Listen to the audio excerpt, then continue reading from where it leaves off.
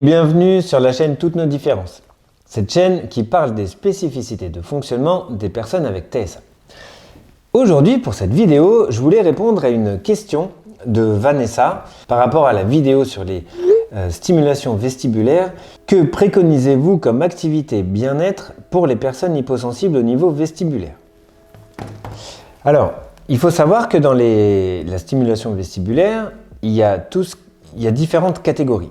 Il y a des catégories de tournoiement, des catégories d'escalade, c'est-à-dire rechercher absolument que les pieds décollent du sol, et des catégories qui vont être plus au niveau du mouvement. Dans ces trois catégories-là, moi je dirais par expérience que ça dépend vraiment aussi des sensibilités de l'enfant et des centres d'intérêt que va chercher l'enfant. Donc ça va être quand même assez individualisé par rapport à chaque personnalité, parce que de toute façon, que l'enfant ait des spécificités sensorielles ou pas, ça reste un enfant avec aussi une personnalité et des centres d'intérêt particuliers. L'hyposensibilité vestibulaire, pour rappel, c'est la recherche de mouvement, la recherche d'équilibration. Le cerveau ne traite pas assez l'information, donc il va la rechercher. Ça va être des enfants qui vont être hyper agités, comme je disais. Je fais quand même vraiment la différence avec l'hyperactivité parce que du coup, quand on répond à ce besoin-là, l'enfant peut après pouvoir être plus calme, plus immobile et comprendre l'intérêt d'être plus calme quand on répond à son besoin d'un point de vue extérieur. Les activités que je vais préconiser, ça va être des activités de tournoiement pour certains enfants. Alors, comment on peut faire tourner un enfant si on n'a pas une grande maison ? Et si on n'a pas un tourniquet dans la maison? Alors il y a des toupies géantes, je ne sais pas si vous connaissez, alors ça se trouve sur Optoys. Je ne fais pas du placement de produits volontaire, mais c'est là aussi où on trouve quand même beaucoup de matériel. Donc c'est des toupies géantes où l'enfant il se met dedans et il peut tourner. Il y a aussi très simplement des chaises de bureau. Vous savez, les chaises de bureau à roulettes qui tournent. Ça peut être vraiment quelque chose de très bénéfique dans l'activité tournoiement. Moi, ce que j'utilise aussi dans ma salle, tout simplement, c'est moi. C'est-à-dire que je les fais tourner comme pour faire une danse de rock'n'roll. Donc souvent, je mets de la musique et puis je les fais tourner, je les fais venir et puis on tourne et plus on tourne, plus ça répond à leurs besoins. Ce qui est très très bien dans le fait de les faire tourner, c'est que le fait que nous les fassions tourner, c'est le milieu extérieur. Et leur stimulation, leur réponse dépend du milieu extérieur.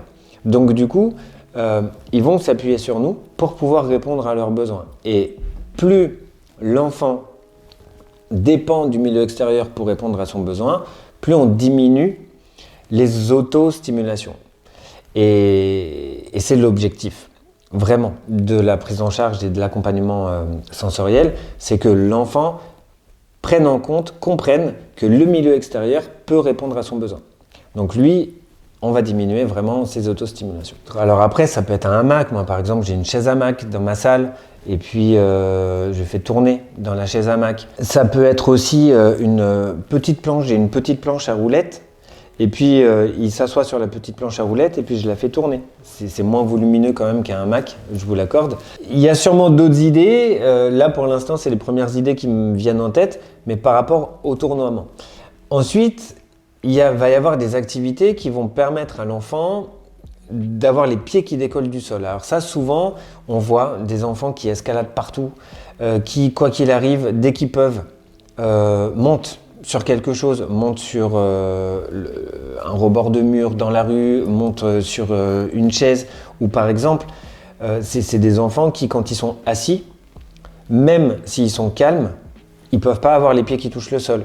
Donc avec une jambe sous les fesses ou en tailleur sur une chaise. Dans un cas un petit peu plus extrême, ce que je rencontre souvent, c'est des enfants qui sont tout le temps à genoux sur des chaises ou qui montent, qui se mettent debout sur des chaises, des canapés, des lits, même mon bureau parfois, même à la maison, ça peut être une catastrophe parce que quoi qu'il arrive, il faut qu'ils se mettent en hauteur. Pour ces enfants-là, ce que je préconise, c'est si on peut les prendre dans les bras, faire des jeux dans les bras, les faire tourner, les mettre aussi sur nos genoux, Nous, on est assis sur une chaise, on les met sur nos genoux pour que, encore une fois, ça soit le milieu extérieur qui réponde à leurs besoins.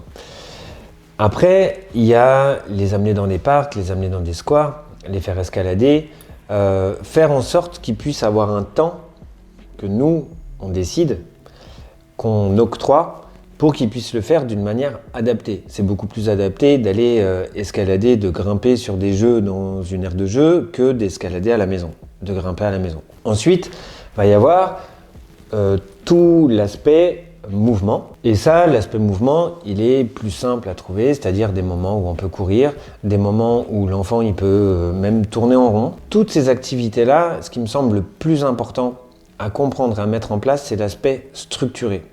C'est-à-dire qu'on va donner un temps à l'enfant imparti, 20 minutes, 30 minutes, 40 minutes, 10 minutes. Ça va être un temps que vous allez décider, que nous, on va accorder en fonction de nos disponibilités, en fonction de ce qu'on peut, où on va structurer les différentes activités pour que l'enfant comprenne que c'est le milieu extérieur qui va autoriser ces moments-là.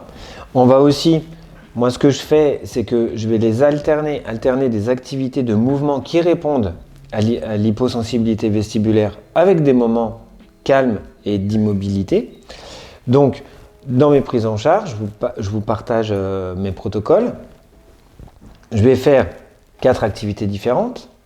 Une activité de tournoiement, une activité où l'enfant a les pieds qui décollent du sol, une activité de mouvement, et une activité immobile.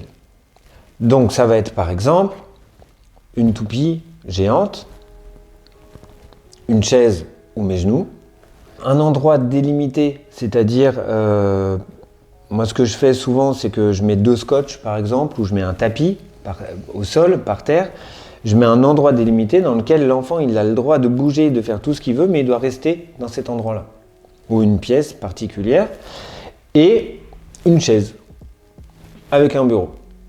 Et moi qui suis en face de lui, forcément, il n'est pas tout seul. Et puis, je vais mettre du temps. Donc, il y aura 30 secondes, par exemple. 30 secondes, 1 minute. Alors, quand je dis 30 secondes, c'est si, par exemple, l'enfant a beaucoup de mal à rester sur une activité proprement parlée. Donc, on va prendre un petit temps au début. Si, au contraire, l'enfant déjà, dès le début, peut rester longtemps sur une activité, on va mettre 3 minutes, 5 minutes, 10 minutes. Souvent, je mets 5 minutes, parce que déjà, le temps de faire les 4 activités, ça fait déjà 20 minutes. Et on met ce temps-là. Dans ce temps-là, quoi qu'il arrive, l'enfant n'a pas le droit de faire autre chose que ce qu'on lui demande, que l'activité qui est donnée. Donc, il est dans la toupie, il doit tourner dans la toupie et il doit investir la toupie pendant le temps qu'on va investir. S'il veut sortir, on le ramène. Une fois que le temps termine, on l'amène sur l'autre sensation vestibulaire. Une fois que le temps termine, on l'amène sur une autre sensation vestibulaire, et une fois que le temps termine, on l'amène sur la chaise. Une fois que le temps termine, soit on refait un tour, soit à ce moment-là, on arrête, et puis on peut lui donner un autre endroit, un autre lieu, une autre activité à faire. On va donc répondre à un besoin de structuration de l'activité, qui répond aussi au principe de réalité, et au fait qu'on puisse répondre à son besoin tout en répondant aux exigences du milieu extérieur, et on va aussi lui permettre de prendre en compte le fait que le milieu extérieur lui donne la possibilité de faire des sensations qui répondent à son besoin neurologique. Donc ça, ce type de protocole-là, si vraiment on est régulier, si on les fait d'une manière assez répétitive, rapidement, on a vraiment des effets bénéfiques très rapides sur le fait que l'enfant s'appuie sur le milieu extérieur et puisse beaucoup plus répondre à ce qu'on va lui demander, à des contraintes d'immobilité, de rester assis, sans bouger, parce qu'il sait que c'est pris dans un tout et qu'on va lui aussi apporter d'autres activités vestibulaires. Surtout, après, au niveau des activités, comme je vous disais, par exemple, le tournoiement, donc les manèges, les balançoires. Alors les balançoires, ça tourne pas forcément, mais c'est aussi les pieds qui décollent du sol et puis ça amène des mouvements d'avant en arrière, donc une bonne sensation vestibulaire. Tout ce qui peut permettre aussi à l'enfant de s'équilibrer. Donc du coup, marcher sur une poutre, marcher sur un banc, des choses un peu adaptées. Tout ça, sachez-le, ça va répondre à son besoin. Aussi, on répond à son besoin, mais surtout, le plus important, vraiment, j'insiste dans tout ça, c'est d'une manière structurée. Il faut que l'enfant comprenne que vous l'obligez entre guillemets à répondre à son besoin pour qu'il comprenne que c'est vous, qui répondez à son besoin, pour diminuer toutes ces auto-stimulations. Souvent, je donne l'exemple de l'alimentation. Quand vous avez faim, si vous savez que vous n'allez pas manger pendant des heures, mais que vous avez l'alimentation, plein de choses à manger qui sont là devant la table, mais que vous n'avez pas le droit de manger parce que vous attendez l'heure du repas, ça va être hyper compliqué pour vous. Par contre, si quelqu'un vous amène à manger ou si vous savez que à tel temps vous allez avoir un vrai repas et que vous n'êtes pas trop tenté au milieu, et bah du coup, vous allez pouvoir différer votre besoin.